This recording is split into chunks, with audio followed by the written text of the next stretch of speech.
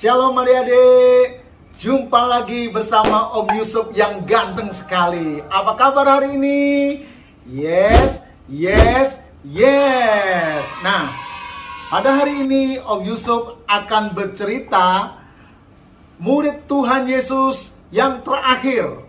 Dua murid Tuhan Yesus yang terakhir. Yang pertama Bartolomeus dan Yudas Iskariot, ya. Nah, tapi sebelum itu kita akan berdoa terlebih dahulu. Mari kita berdoa.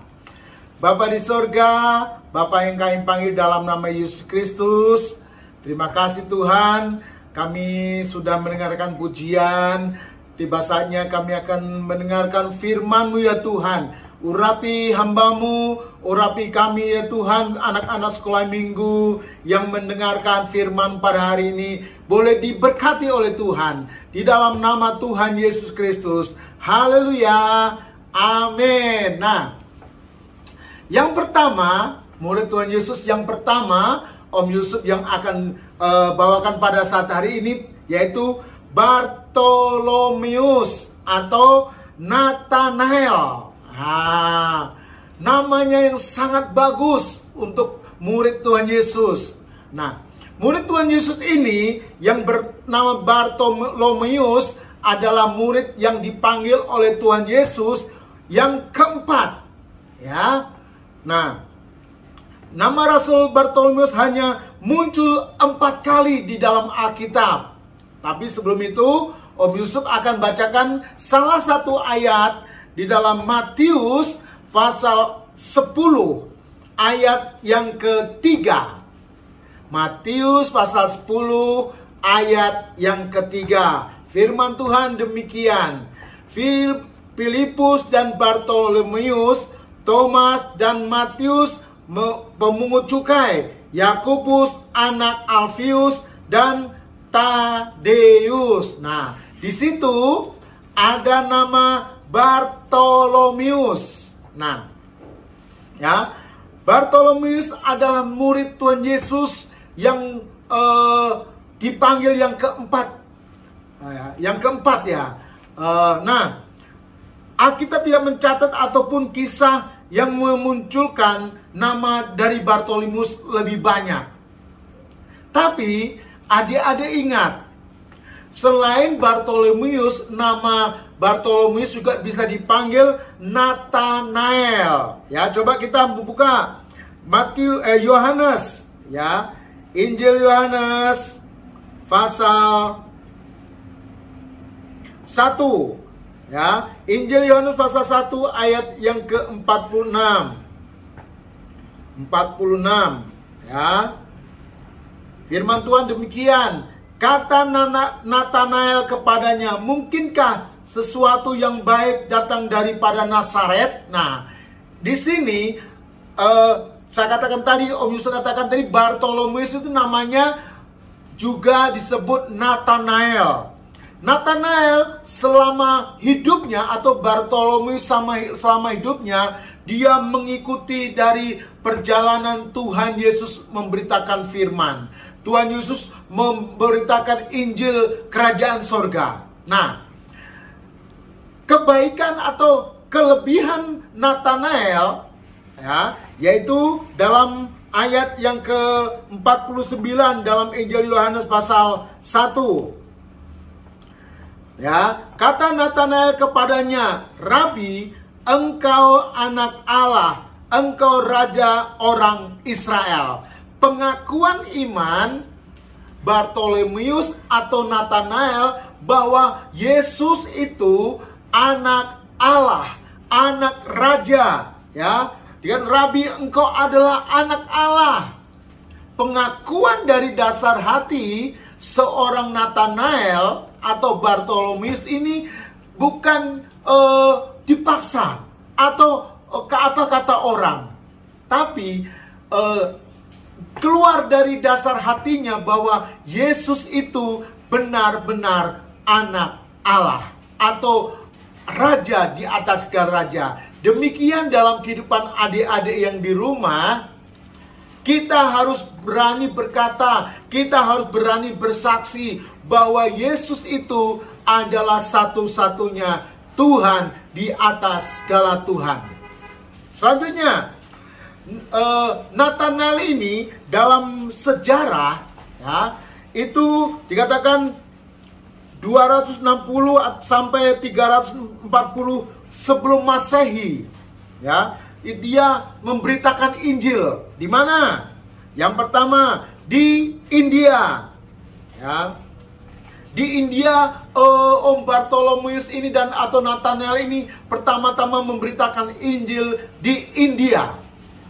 Dan yang kedua ya di Armenia. Di mana? Armenia.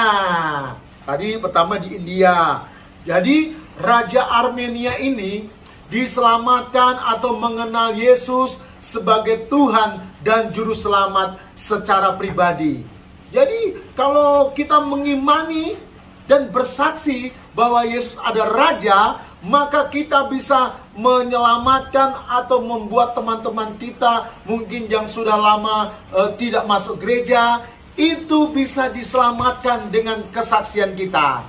Amin. Siapa di sini mau bersaksi? Seperti Om Bartolomeus atau Nathanael bersaksi di India, di Armenia, dan di mana kita akan diutus. Jadikanlah semua bangsa muridku. Amin. Nah, itu yang pertama, Dede, Om Bartolomeus. Nah, murid Tuhan Yesus yang terakhir atau murid Tuhan Yesus Om yang pada hari ini Om ceritakan, yaitu Yudas Iskariot. Nah, siapa di sini tahu Yudas Iskariot?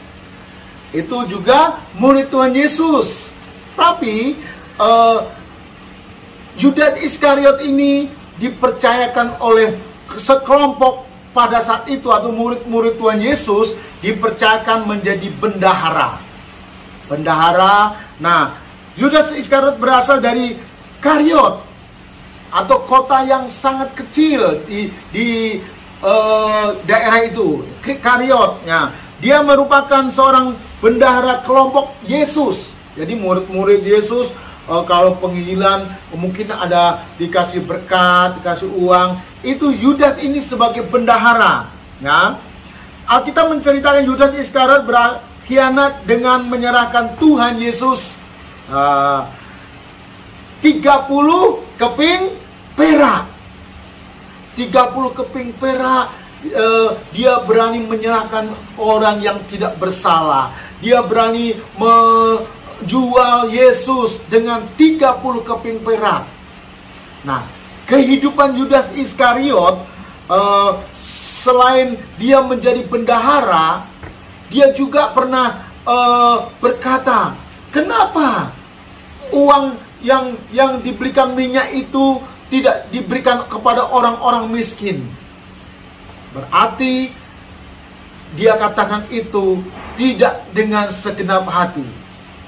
Kalau kita mempersembahkan sesuatu, memberi korban, kolekte dan lain sebagainya, kita harus dengan segenap hati. Tidak seperti Om Yudas Iskariot. Dia cuma berkata, kenapa uangnya tidak diberikan kepada orang lain, orang-orang miskin? Tapi akhirnya pada saat itu Yudas Iskariot menjual Yesus dengan 30 keping perak. Orang yang menyerahkan dia itulah aku cium. Jadi orang yang aku cium itulah Yesus. Itulah engkau harus tangkap. Nah, dalam Matius pasal 10 ayat yang keempat dikatakan, Simon orang Selot dan Yudas Iskariot yang mengkhianati Yesus atau menjual Yesus. Nah, adik-adik, jangan sampai adik-adik yang di rumah membuat hati Yesus sakit hati atau menangis. Atau kita menjual Tuhan Yesus, bukan kita menjual dengan uang, tidak. Kita menjual Tuhan Yesus, kita tidak pernah beribadah.